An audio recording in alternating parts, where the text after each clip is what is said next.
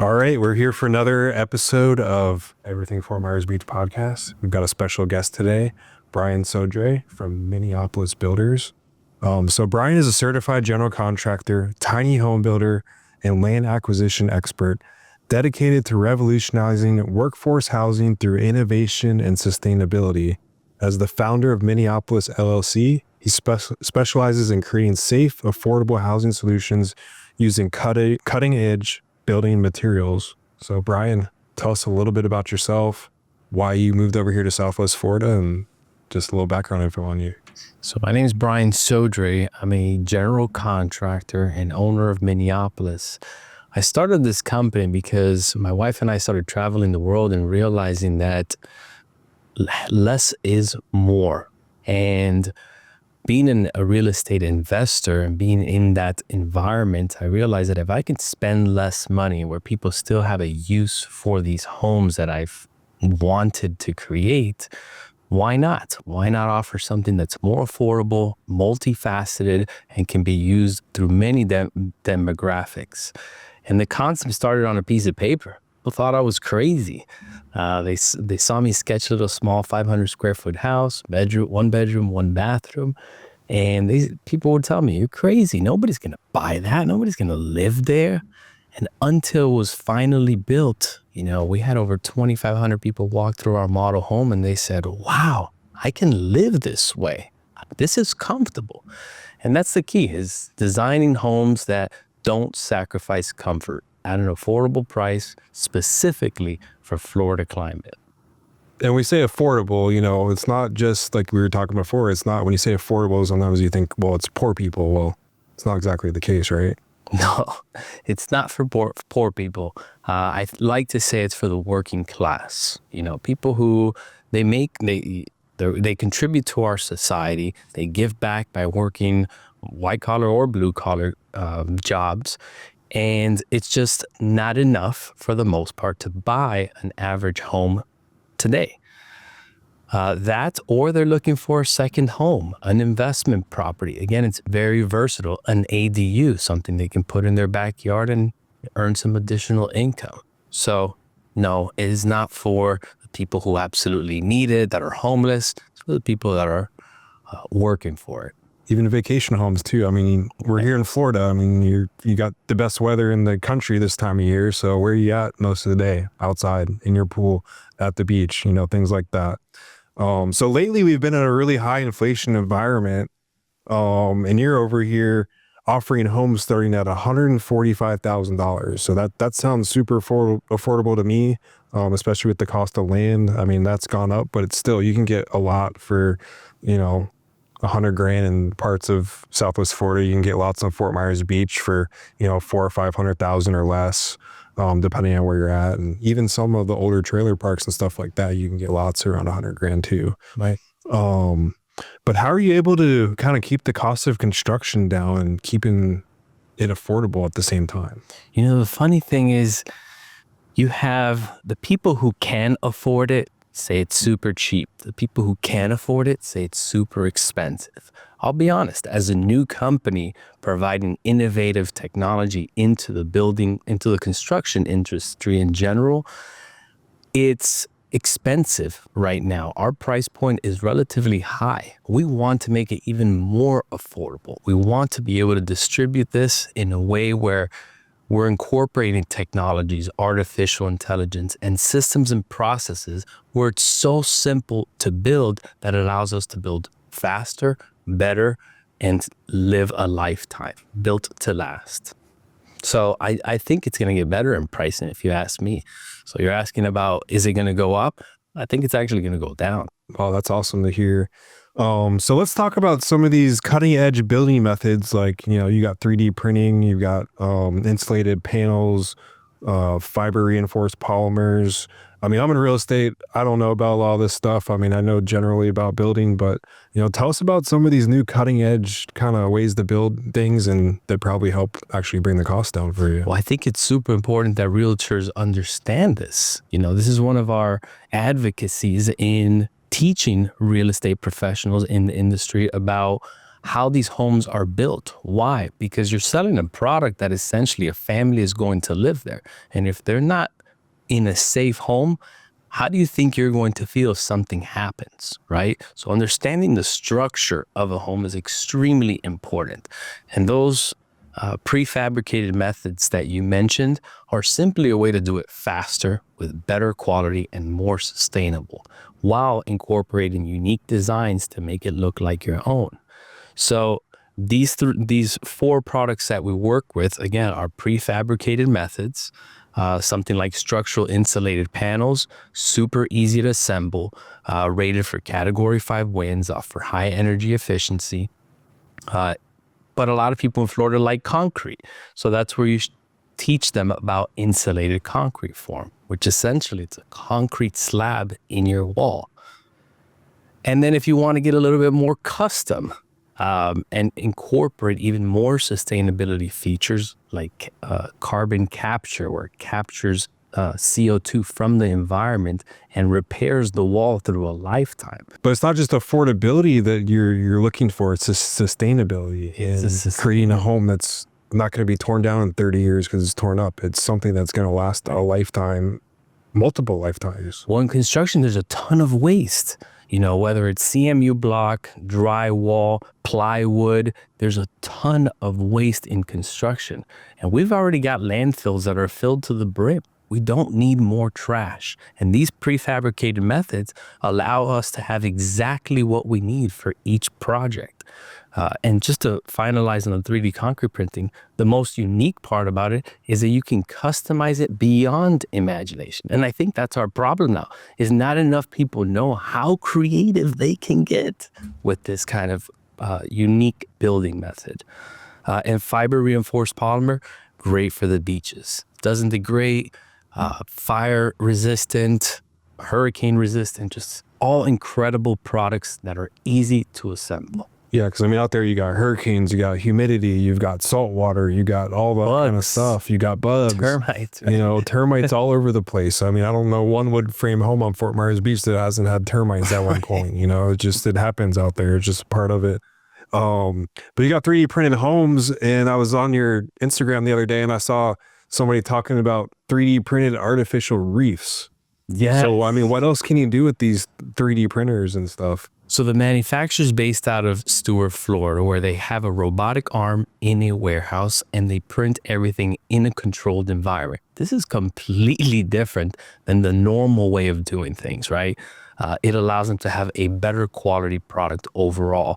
And one of the projects they took on was printing a concrete base artificial reef, where they donated it to a local nonprofit organization and used it as an artificial reef, where that area was damaged, lost reefs, had some animals that didn't necessarily have a shelter. And that was just one of the many projects that they're able to do. You can do boat docks, columns, seawalls, homes, I mean, outside furniture, you name it, it's possible. Yeah, I was even thinking like too, I mean, I don't know what the cost is of this, but like, you know, like what if there was a reef that was built, you know, a mile offshore? What does that do to storm surge? That could probably have an effect and maybe stop the storm surge. No idea what the cost is though. Right. But I mean, you'd have to do 7 miles of it to protect the beach. But I mean, maybe the technology and the cost will be there one day that they could do something like that and, you know, help the environment while also protecting the shoreline. Well, like anything in the early stages, it tends to be expensive. However, if you're comparing it to value, think about what you would pay somebody to do something as custom as an artificial reef with all those special curves that it featured. It would cost probably 3 times as expensive, and the time that it would take is forever. Now compare that to what it actually took, where it was probably done within 24 hours. A robot doesn't ask for overtime pay. A robot doesn't, you know, charge you by the hour. They don't complain. They just get to work, and you simply input your design by a few taps on your computer, And it does exactly what you say. So the pricing will only get better. I think right now what we need to challenge people is to think outside the box. What can I do with this technology, and who can help us accomplish it? So with coastal properties, obviously, there's a little bit more involved with that because you got to elevate them, things like that. So, your homes are starting at $145,000. What about like a coastal home that's got to be 15 foot in the air? I mean, what's your added cost to that to kind of build your foundations and stuff like that? So this is where I would incorporate either North Star Technologies fiber reinforced polymer, where they have a unique material that doesn't degrade with time, unlike concrete. Even though the concrete that's used with the 3D concrete printing companies, commercial grade, just with time, concrete degrades. It's just natural. Far better than wood, by the way. But with these two materials, you have the option. Either do I want a concrete piling? I hope you don't want wood if you haven't learned your lesson by now. We're in Florida. Or do I want a fiber reinforced polymer column? Those are the decisions that you get to make. For us, the construction is the same, whether it's on the floor, second level, or many levels up. That's the foundation, is how are we going to do it? Yeah, because I mean, you look at a lot of these, you look at 33908, which is off Fort Myers Beach, you look at San Carlos Island. I mean, there was a lot of heavily damaged RV parks. You have non-conforming lots on Fort Myers Beach that are not large enough to actually build a regular sized home. Right. So I think the market, is ripe for a builder like you to come in and kind of help with some of this stuff. And you look at some of these manufactured homes though too. So manufactured and prefabricated are Completely different. two completely different things. So, talk to us a little bit more about, because I think a lot of people, there's a lot of prefabs going on the beach right now. Right. They're building them up in a place in Atlanta, and, they're coming in, they're building the foundations, and then they're just dropping them in. It kind of, people feel, well, why are they putting prefabs? It's got a bad connotation, but what's the difference between manufactured and prefab? And so they're commingling a lot of those words. I like to look at it as prefabricated is where a particular piece or an entire structure is created off-site and delivered onto the site where it's further assembled. How much more it's assembled is the difference between modular and prefabricated. Modular typically has every component of it already there, where it's just the assembly and minor little touch-ups. To me, that's the difference between prefab and modular. And I believe that there's a lot of modular homes out in Fort Myers Beach and many other areas. I'm not a fan of it because a majority of these modular homes are still wood-based. Right. Now, granted, there's some building requirements that they can meet those minimum requirements, but we've seen what happens. We know how this is intensifying because of our climate changes. So are we really doing ourselves justice by putting crap out there and hoping that it sticks based on the minimum requirements? No, I think we should set the standard that we're Florida, we're badass, we're tough, we fight back, we're resilient. And the only way to do that is by building homes properly the first time. Right. Someone just commented on my TikTok video, building on a barrier island. That sounds dumb. Well, when you build the code, everything's fine. Right. You're above. The wind's not a problem. It's the water. So you get above the water, you got nothing to worry about. Right. But to answer your question about, you had asked me the difference between prefab, modular, and manufactured. Manufactured, their building requirement is essentially for a vehicle. So there's very minimal requirements to be able to have a manufactured home. Hence why most building departments are starting to hate them, because by them approving it, they know that in the future, they have these particular homes at-risk families. When something bad happens, the government has to rescue them. It's their responsibility, right? It's a beautiful country we live in. It's opportunities we have. But it's a problem that they can avoid by not allowing crappy structures like that. Is there a need for it? Sure. But do they belong in areas where there's high wind, Yeah, definitely not the coastal area. Right. Definitely not the coastal area. And that's how we ended up in Fort Myers. Yep. Because right after Hurricane Ian, one of the county commissioner staff members got wind of what we're doing and how we were doing it. And they said, listen, we're having problems in these high coastal hazard areas, and we can't afford to keep solving their problems. We need better homes that fit these individual spaces because it's already platted, fits a mobile home that has certain dimensions. And we think that your product fits there perfectly. They haven't been able to fully see that through, but they had that vision. And that's how we ended up here. Right. So yeah, I mean, I drive Fort Myers Beach pretty much every single day of the week. And going back to the climate controlled building, I mean, you see some of these thick frame homes going up and, 3 weeks later, the wood's starting to turn dark because we're in the middle of rainy season, and, you'll have half the wall up and then you'll have a downpour rain that day. So your products are getting wet every day. And, would you rather, have wood with mold on it already or have it just delivered and dropped right on top of the foundation? Right. I mean, bad construction practices is definitely not ideal. I can definitely point a finger if that's happening, and I've seen it happen too. It's not acceptable. But the truth is, we're still sitting in the past with construction methods, and general contractors' average age is between 60 and 70 years old. Wow. They're used to building a certain way. They've made tons of money building that way. So now they start seeing all these new types of building. They're like, I don't want to learn all that. I'm on my way out. That sounds like real estate. There's a lot of realtors out there. They look at us. What do you got? That video stuff? That video stuff doesn't work. It doesn't work. Why are you doing that? Why are you doing that? True. But it does. It works, and it doesn't work right off the bat. But hey, you stay consistent with it, as you've seen with your social media and all that. I mean, it works. It works. Just keep doing what you're doing. Forget about the noise. If it feels right, you're doing something right. So you've spent a lot of time in Miami, and you always hear the question here a lot: are we ever going to turn into Miami? So tell us a little bit about your upbringing in Miami, and then just also what separates Southwest Florida and why you chose to move over here. So born and raised in Miami, Florida.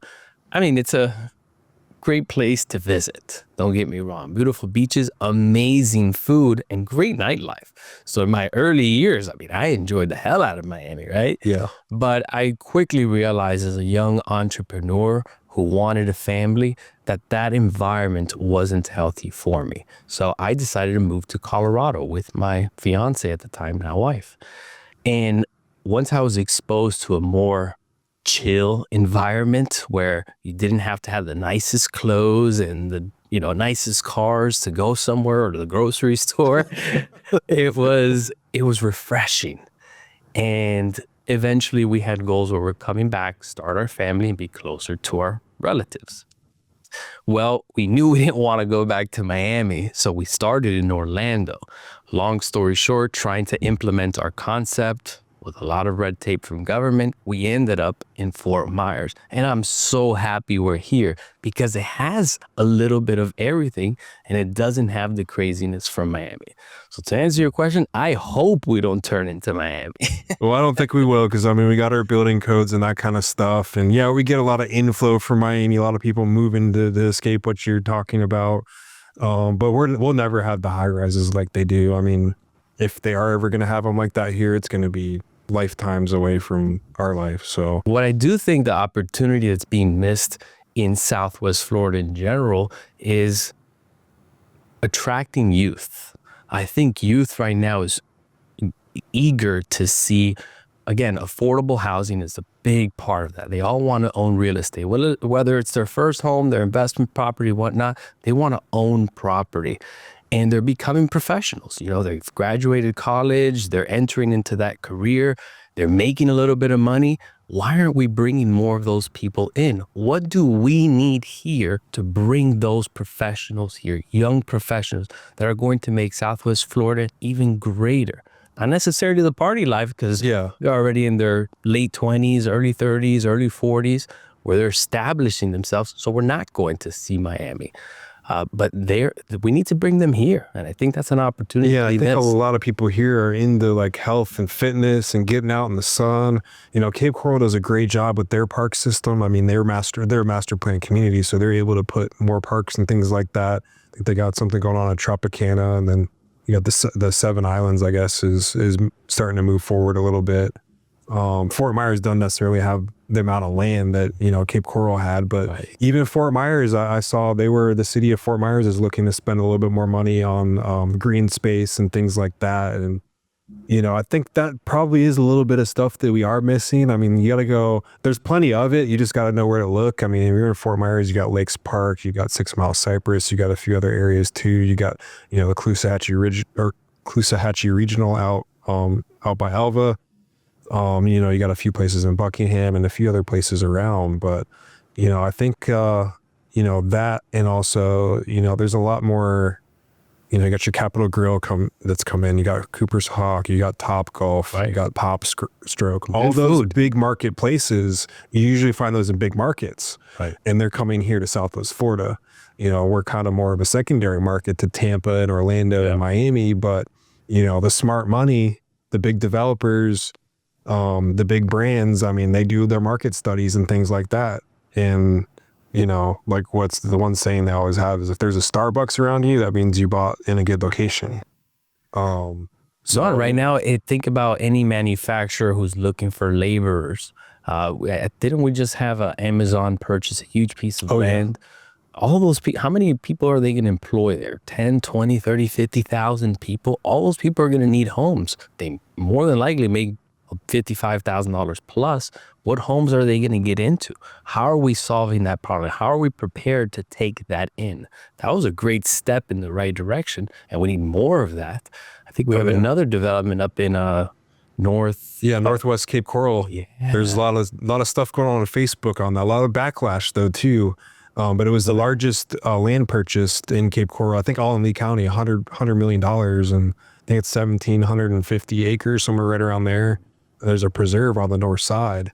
But I saw some support, and I also saw some people saying, oh, maybe we're overdeveloping a little bit, but there's no plan in place there at all yet. We haven't seen anything. It's just they purchased it, and of course they probably have an idea of what they could do with the land. I think it was they could do a university there, a few other things too, but maybe they do a tiny home development.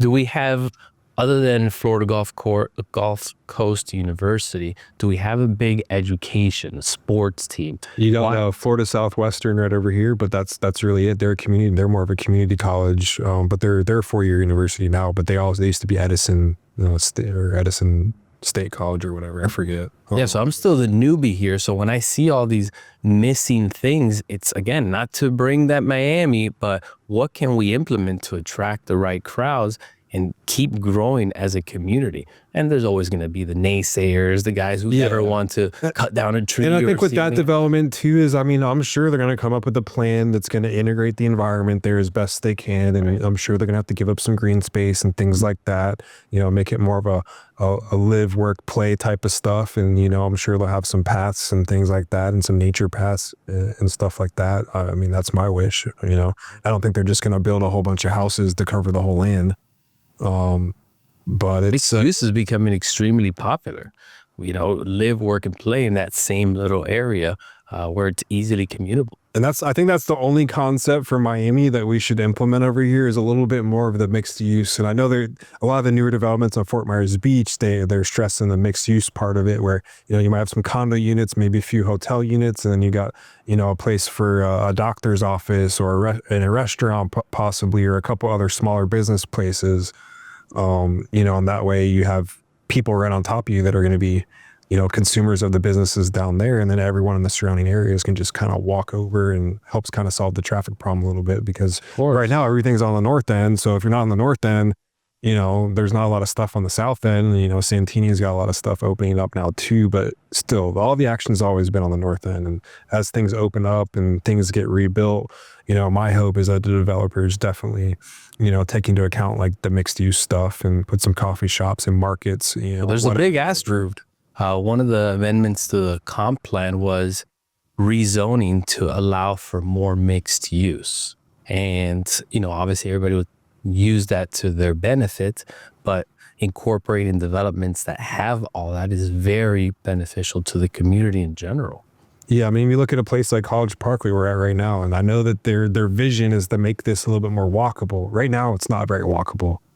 Southwest Florida is not the most walkable place. There's pockets of places that have a lot of walkability, but I think that's the biggest thing that we need to work on here. It's funny you say that. So I was in this CRA meeting, right? This downtown city of Fort Myers. And they asked, where would you put this money? And so many people raised their hand for walkability. But I ask you this, if we were to do a survey of 100,000 people or just 100 people that actually walk, how many do you think would say that they walk? Not they would walk because if they had it, because everybody thinks the grass is always greener on the other side and they would do something. Actually do it. To me, like, I love a Lime scooter. If I see a Lime scooter, I'm on that thing, like scan and go. But I don't know if that relates to walkability. Well, I think we still do have walkability, though. It's just you got to drive somewhere to be walkable. Like, you drive to downtown Fort Myers and you're like, okay, you park your car there for the day and you walk around to the shops, you go shopping, you go to lunch, you walk the river walk. Maybe you end the day with some live music somewhere. Same thing on Fort Myers Beach. You go downtown, maybe you go to Times Square and you go out to the beach during the day and then, you get enough sun and then you walk across the street, go to a restaurant, eat some lunch, get some live music, get in under some shade because you're sunburnt, I would definitely walk through the city of Fort Myers, that downtown area, city of Fort Myers Beach. So, city of Fort Myers 10 years ago, 15 years ago, you wouldn't even go down there. And now it's just transformed into this just amazing place. And, Fort Myers Beach downtown area is going to get a lot better too. You got the Arches Bayfront. They're still working on trying to get something through there. They took their height down and stuff like that. But that just makes the whole downtown Fort Myers Beach area and Old San Carlos just so much more better to walk around and just have more. It activates it. It activates the waterfront a little bit more. I think you're going to have more people because all you have is Bayfront Park down there or, what's it called? The Snug Harbor Restaurant. If you want to sit on the bay, that's it. Nervous Nellies, those are the only places. So if you extend the boardwalk there, you're going to get more people. It's going to be more active. You'll have people, going to all the different, they'll be bar hopping down there, making all the money for the people, and you have parking garages and places for people to park. So I think that's super important, for Fort Myers Beach to kind of activate that waterfront, activate that downtown a little bit more. But, we got a long way to go down there. But it's going good, and we're going in the right direction. I think we definitely need to make sure that our voices are heard. People are speaking out, letting us know what do we want, what do we need. And I know always affordable housing's on the top of the list, but what else? Once we have that affordable housing, what's next? We need more small businesses. What kind of small business? How much space do they need? What are they willing to spend? These are answers that developers want to know, and they spend tens of thousands, if not hundreds of thousands, trying to gather that research. So there's a lot of development going on in Southwest Florida. You've got something going on, I think, in North Fort Myers, right? Yes. So tell us a little bit about that project and how that kind of came about and what's going on with that. So for us to be the most cost effective, it needs to be within a development. And part of that is reducing the lot sizes. If people are chanting at the top of their lungs, affordable housing, what exactly are you looking for in affordable housing? If you want the ultimate best price point, you're going to have a smaller lot and a smaller house, right? Now, we have to take advantage of whatever's available, and that's zoning ordinances. Well, in this particular lot that we found, after doing a ton of research, it basically allows us to reduce that footprint of the lot to a minimum of 25 frontage. So what that means is you have 25 feet from east to west of your lot. You don't see that very often. The standard size for a lot is either 50 foot wide, 70 foot wide, or 100 foot wide. So in this particular lot, because of the zoning, we're able to squeeze 57 tiny homes on 12-foot pilings because it isn't a flood zone. So it's solving multiple problems: affordable housing, flood mitigation, hurricane standards, and these homes will be 3D concrete printed. That's awesome. So yes, North Fort Myers, 57 homes. So developers, you're looking to do something, give Brian a call. Yeah, let's get some tiny homes. Yeah, I see properties like that all over the place, especially in 33908. You see a lot of the old trailer parks and stuff. I know one of them, Century 21, I believe is on the market. I don't know what the price is, but I mean, I think you're going to have to redo all of the utilities and stuff, but there are utilities there, from the old trailer park, and you have all the little lot lines already there. It's just, I'm sure it's probably priced a little bit too high for it to make sense yet. Right. Mobile home conversions is something that a lot of people want to see site build homes on that. It just hasn't made sense. Well, I mean, you have the best product for that because it's not a cheap product, even though it is cheap. Right. It's cheap, but it's not cheap, because it's hurricane resilient, because you saw the stuff that was there before the storm that's now gone. I mean, those manufactured homes just got beat up. They got beat up. A lot of them blew over, but, you're replacing that with something that probably almost cost about the same. Right. And it's going to be there. It's going to withstand any Cat 5 hurricane. It's going to be there for, the test. And they're good looking. And they look great too. I mean, I think that's the biggest benefit. But yes, we're super excited about this development. It's going to be our first one. So yes, we haven't done one before. This is going to be the first one. I think the most interesting thing is we get hundreds, if not thousands of inquiries about tiny homes and people who say, I've always wanted to. Well, we're actually doing it. And if you want to be part of it, now's the time to be involved in innovation, affordable housing crisis, in sustainable homes.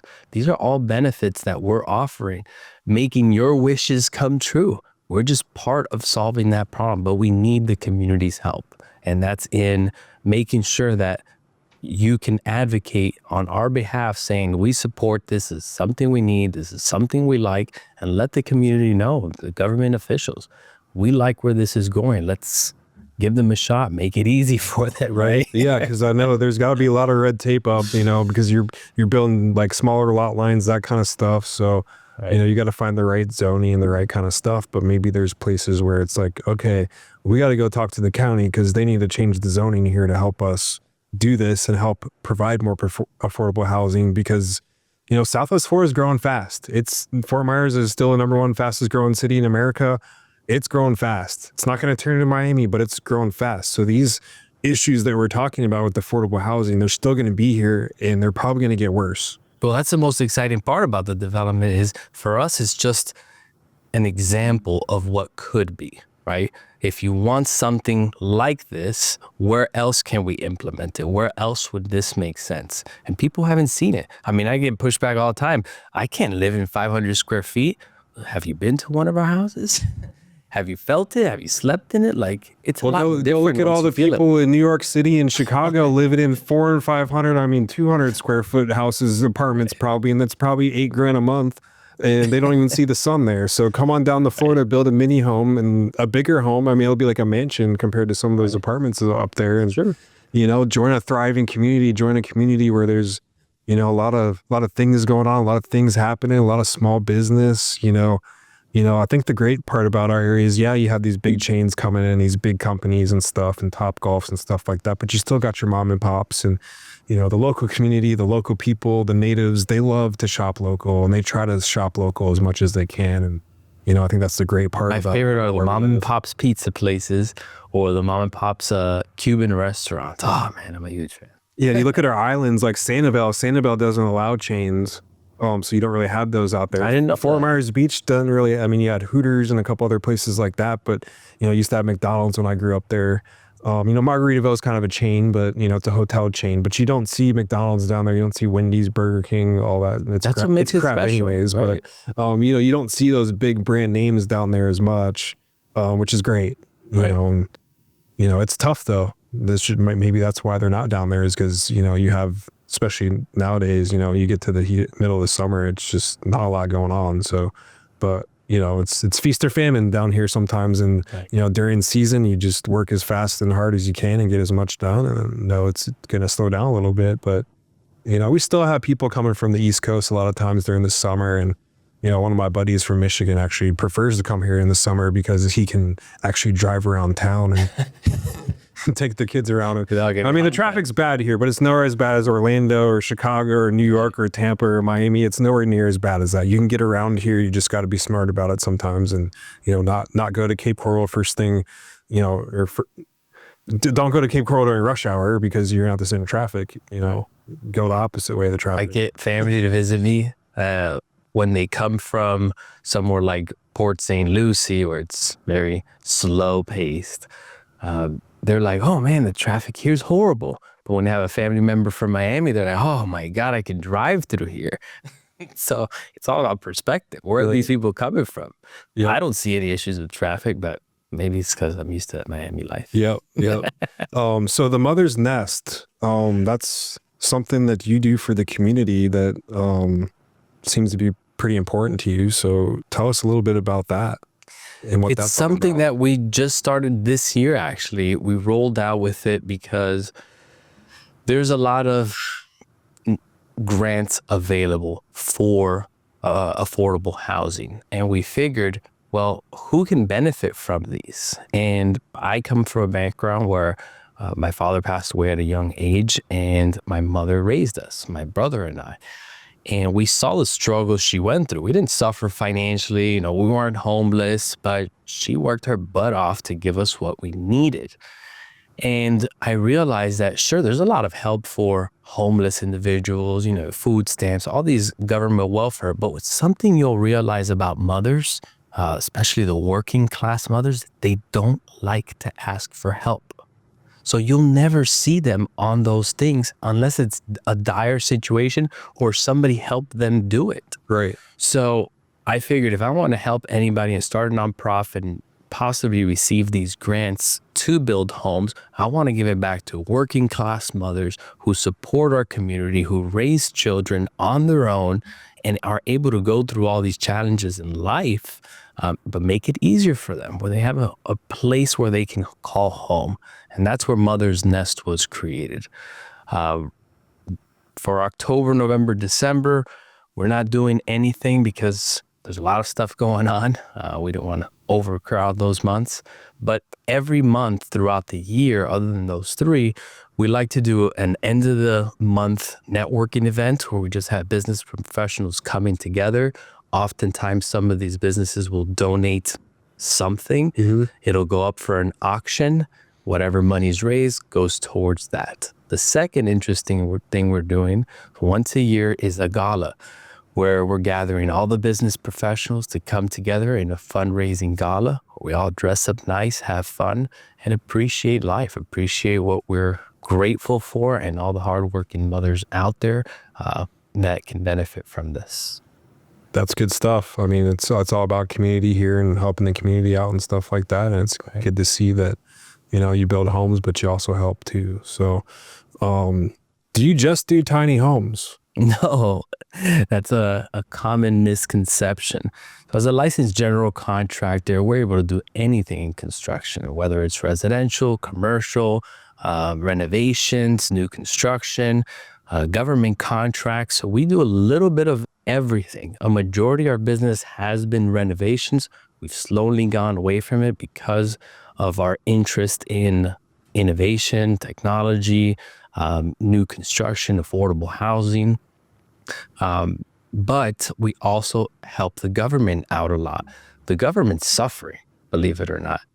They don't have enough contractors who understand how to process all the paperwork involved with doing work for the government, that their buildings are degrading at a rapid pace and they have nobody really entertaining the idea of helping them. So this is something that we were personally reached out to help, and we've had success in being awarded a bunch of contracts there. So no, we don't just build tiny homes. Thank you for clarifying that. Then going back to that, so there's a lot of builders in our area, like a lot of builders. They're not all that great. They're not all, as good as you guys, but don't say names. What do you feel kind of sets you apart from, those other builders and stuff like that? For me, it's efficiency. I believe that projects should have a plan. That's the most important part of it, right? Aside from how beautiful it's going to look, if you have a proper plan, there should be no reason for waste. Waste of time, waste of energy, waste of money, waste of labor. And I see that far too much, where they're just doing it, to see it through and get to that end point. And when they do enough of it, it becomes easier to start cutting corners because they don't care to plan it properly. They don't care to put systems and processes in place to make it more efficient. They don't care enough. And that's the difference. Yeah, I think the bad thing that I'm seeing in the market right now is there's so much work for people to do that people are taking too many jobs. They're taking too many jobs and they can't service them. You know, some of these builders aren't able to finish the jobs. They take on too much. They're trying to do too much, you know, and you can tell by their job sites too. Well, so I believe that it boils down to your, I'll be honest, we don't use any employees for construction. It's all subcontract based. Now, granted, there's a ton of horrible subcontractors out there who own their own business and do bad work. You won't know until you know, and oftentimes it's too late. The difference between a good contractor and a bad one is that bad subcontractor, you'll either let him leave his crappy work there, or you'll say, hey, I'm going to take a loss. I'm going to fix that, get somebody better out there to repair that. That's just not happening because profits or the amount of demand for construction is needed that they're just like moving on to the next project. Yeah, and when you're the general contractor, you can't just blame it on your subs because you're the one they answer to, and you know you got to get the face of it all. Right. Yeah. So, but it also boils down to what's the supply of construction workers, which is why we incorporate prefabrication, why we're getting away from renovations, because the amount of skilled labor that's out there now is going down at a rapid pace. People rather come out of college and become YouTube stars than, you know, get into construction. a lot of money on YouTube right now. So so the only people that are getting into it is, you know, the people who are between joining the military and doing construction, right? Or because it was a family trade. Very few are getting into it because it's a passion of theirs. Right. So it's hard to find skilled labor. And that's why part of the construction process and benefits of using a general contractor is using them because they've already been through all the mistakes versus hiring that subcontractor directly and assuming that they're going to do a good job. If they don't, that's your loss. That's your problem. I think some of the problem maybe with the labor shortage too is like a lot of people think down upon, you know, labor work, like a plumber or electrician. And the funny part is these plumbers, the electricians, these tile guys, they're making way more money than these kids that went to college for 6 years. And they're, you know, it's just amazing.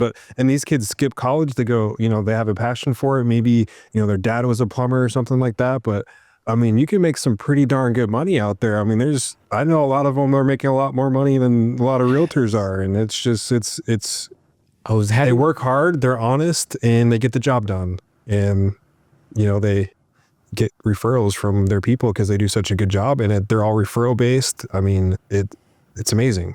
And I think the most beneficial part, I was actually having this conversation today with one of our landscaping guys. He had stepped away from construction because he felt that way. Like, you know, all these people have fancy jobs and don't get dirty or sweat while I'm over here breaking my back. So he went into that world and he quickly got out. He's like, man, I felt empty doing that. I didn't feel it was fulfilling. And to me, personal passion is in construction, you're really turning nothing to something, or you're turning something bad to better.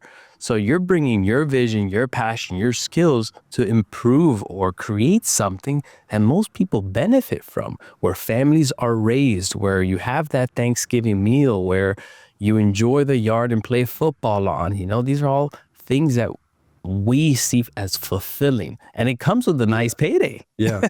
I mean, that's gotta be an awesome feeling too, to just take a piece of dirt and then turn it into a home and something you can be proud of. And your buyers aren't calling you the next, 4 or 5 months. Hey, this is wrong. That's wrong. That's wrong. It's, they've got a product. They probably never have to call you after they move in. I mean, it's, everything's done. Everything's perfect. All you got to do is enjoy the house. So what keeps you motivated to kind of push boundaries in your industry, and what is your vision for Miniopolis kind of going forward in the years ahead? What keeps me motivated? Man, that's a great question. I always heard entrepreneurs say successful entrepreneurs say that if you're focused on solving problems, you'll always be in business. And you see so many problems in construction and real estate that you're like, man, where do I start with all this? And we really focused in on that affordable housing aspect because it was my own friends and family that were telling me how they can't get into the real estate market. And I saw that as a huge opportunity. I traveled the world. I stayed in a few tiny homes. I fell in love with it myself. I said, I'd own one of these. I'd love to rent them out. I'd love to build them for people who want to use it however they see fit. So that's my driving factor, is the passion behind creating something while solving a problem. I believe the vision for Miniopolis is incorporating technologies and automation. I think that there's a need for it because of the reduction of skilled labor, because of the complexities of, construction, that it needs to become faster, it needs to be done better, and it needs to be done at an affordable price. That's the future of real estate and construction in general. And I don't think enough of companies are being able to put together everybody's new solutions. I don't know if you've seen it, but there are robots that can help with drywall, that can help with roofing. But no one company is incorporating all of this that can build walls, incorporating all this to do construction in general, whether it's new single family or commercial. So ideally, that's our long-term focus, where we can find a way to put all these geniuses creating these and actually utilize it for our construction sites for each individual project. Or maybe far-fetched, but Yeah, maybe one day we'll see you 3D printing a brand new condo development on the beach. That's where I see you. And when the technology progresses, maybe it's 10, 15, 20 years, but I think I see you on building a condo development on the beachfront one day. I would hope so. I know that I reached out to Florida Gulf Coast University. I told them, guys, what robotics do you have here? I'd love to tell your students to come to our job sites, check this out, get inspired. Because back to what I mentioned earlier, we need to attract the youth. The youth is what stimulates and grows economies, and we need that here. I think it's happening. I mean, historically, Southwest Florida's the average age has been pretty high, but it's coming down. I mean, most of the homes that I've sold lately are, older folks, and you got new families moving right in. So, I mean, Southwest Florida is getting younger. It's growing. It's a great place to be. That's usually how it starts. Yep. Old people get into the good places first, and then the young people come and take over. Yep. So Brian Sodre here, Miniopolis Builders. Thank you, Tom. Thanks for coming on today, and we'll see you building some more tiny homes out there. Let's do it. And not just tiny homes, everything. So you have any kind of remodeling, any kind of building needs, call Brian. He's got you covered.